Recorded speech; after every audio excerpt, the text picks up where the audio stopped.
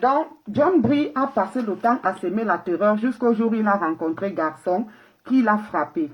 Et c'est la même chose avec Monsieur Moifo. Monsieur Moifo était celui-là qui devait terroriser. Il était celui-là qui devait frapper les autres sans jamais avoir une leçon à recevoir d'une personne. Et le jour qu'il a rencontré Paulin, le père du petit Matisse, il a décidé, puisqu'il savait que c'était la mort de sa terreur, c'était la mort de ses violences, puisqu'il n'allait même plus arriver à parler. On allait tout le temps lui rappeler que hey, tais-toi, hein, tel t'a frappé. Lui ne pouvant pas gérer ça, lui s'appelant Black le Rock, lui ce rock que personne n'a jamais réussi à cogner. Comment se fait-il qu'il va vivre maintenant avec une défaite? Non, ce n'est pas possible. Il faut qu'il fasse quelque chose de fort, de lourd, qui va amener tout le monde à le craindre définitivement comme un démon.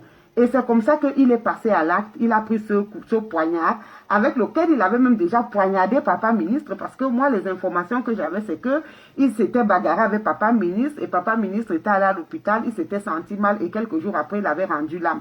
Mais non, aujourd'hui, on nous dit que papa ministre avait été poignardé, probablement par le même poignard. Hein?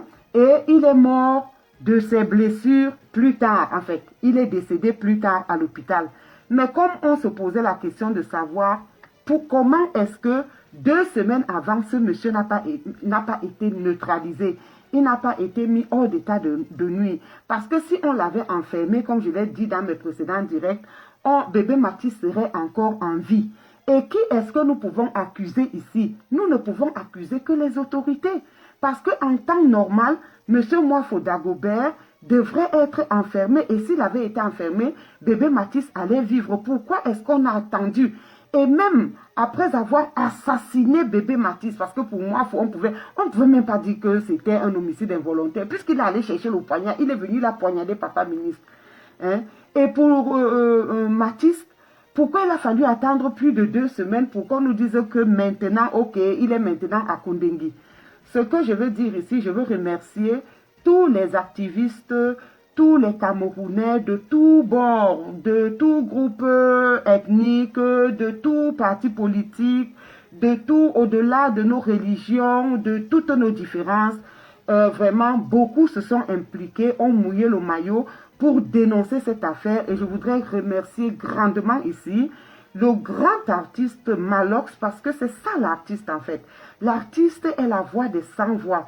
Car Aimé Césaire disait, je suis la bouche des malheurs qui n'ont point de bouche.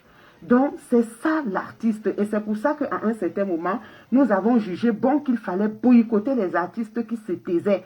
Parce que le but premier de l'artiste, c'est de porter, d'exposer, de lutter pour les causes des plus faibles. Et voilà quoi. Et nous voulons aussi remercier toutes les mamans qui sont allées manifester devant cette brigade où c'est le commissariat ou c'est le poste de police, où monsieur Dagobert Wafo était enfermé. Et ces mamans-là ont menacé de se déshabiller. Comme je l'avais toujours dit lorsqu'il y avait des séances Bobitana, je disais toujours que la nudité de la femme en Afrique, c'est quelque chose de très, merci beaucoup Soso. La nudité de la femme en Afrique, c'est quelque chose de très, très grand. Lorsque une femme est décente, lorsque des femmes sont décentes et qu'il y a un cas comme celui de l'assassinat de bébé Matisse, et qu'elle se déshabille, la nudité des pareilles femmes, c'est la malédiction, c'est le ras-le-bol. Donc pour ceux qui disaient que oh, Bobby Tanap et tout, c'est mauvais lorsque une femme se déshabille sans raison. Lorsque une femme est une dévergondée, lorsque une femme s'habille légèrement tous les jours, au quotidien. Mais lorsqu'il y a des situations de crise, parce que j'avais fait un live à l'époque, je crois il y a 5 ans, où j'expliquais que lorsque la femme est prise par les douleurs de l'accouchement, elle ne contrôle plus sa nudité.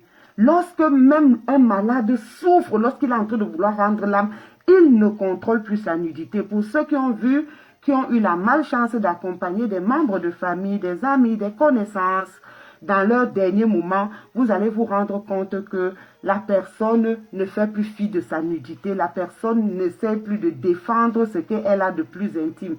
Et ceux qui ont de l'expérience, lorsque ces choses-là se produisent, savent que les moments sont comptés, savent que le départ est imminent.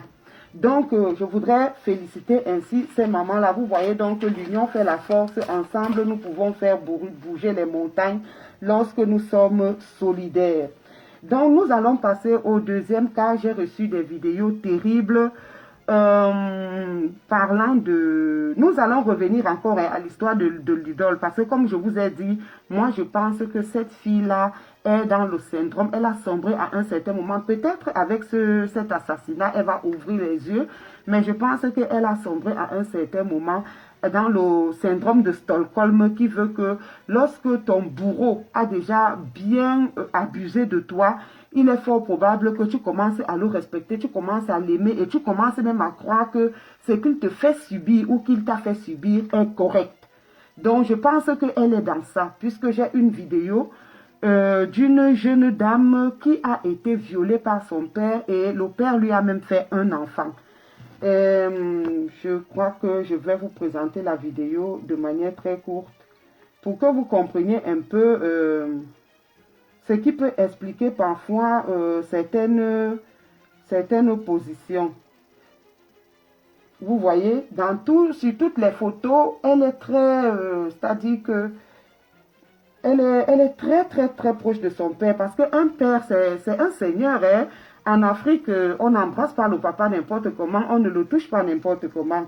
Même si moi, j'étais aussi très complice avec mon père, on avait une relation fusionnelle, mais je ne me rappelle pas un jour avoir mis ma main sur sa poitrine, l'avoir regardé dans les yeux. Bon, ça, c'est des choses que les enfants apprennent ici, mais en Afrique, on ne regarde pas le père dans les yeux, parce que le père, c'est comme un dieu. On ne le fixe même pas. Quand le père nous parle, même on regarde ailleurs. Lorsque tu regardes le père dans les yeux, mais ça te vaut une correction. Si on va peut-être bien fouiller dans la vie de ce Mouafo-là, on va voir qu'il y a peut-être un problème d'inceste qui est resté comme une malédiction. Parce que l'inceste que ce monsieur a commis, ça reste là comme une malédiction. Et que ce soit ses enfants, ses petits-enfants, ou bien les enfants de ses petits-enfants, quelqu'un va faire un scandale parce qu'il y a déjà la malédiction dans la famille. Voilà pourquoi, en temps normal, il fallait même des rites de purification. Des rites africains de purification. Et selon la médecine des Blancs, il faut des psychologues pour accompagner cette fille. Et plus tard, il faut des psychologues, même pour accompagner sa maman. Et plus tard, il faudra aussi des psychologues pour le petit garçon. Donc, voilà, c'était comme ça. Encore une petite parenthèse par rapport à ce problème de Dagobert Mouafo. Parce que moi, je vis aujourd'hui, ça fait presque 20 ans que je vis chez les Blancs. Et j'ai appris à essayer de comprendre un peu plus au plus profond certains problèmes. Il ne faut pas qu'on s'arrête juste à l'assassinat. Il faut remonter, il faut aller au niveau des racines. Et ça nous permet de faire attention à tout ce que nous faisons. Parce que les gens pensent que la malédiction, c'est seulement le fait de mourir ou bien d'avoir une maladie grave. Non. Vous pouvez faire comme ça que ce Mouafo-ci avait été maudit depuis. Parce qu'il y a eu une histoire semblable dans la famille. Ça peut être l'inceste, ça peut être les viols, ça peut être l'histoire d'avoir tué l'enfant de quelqu'un et puis ça rentre comme ça dans la malédiction et puis tu commences à commettre aussi des scandales que tu ne peux même pas expliquer. Donc nous allons venir au sujet.